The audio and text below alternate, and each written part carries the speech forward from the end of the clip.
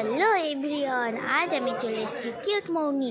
আর আজ আমরা কোথায় যাচ্ছি বলো তো? আজ আমরা যাচ্ছি বাড়ি, অর্থাৎ আমরা ধুবুলিয়া থেকে বাড়ি যাচ্ছি।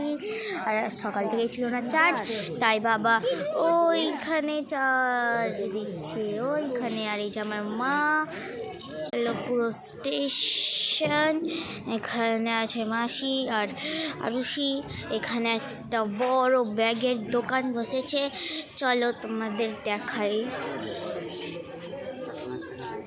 এই দেখো অনেক চাবিরি, এইগুলো সবই দারুণ দারুণ জিনিস, আমাকে দারুণ লাগে এগুলো।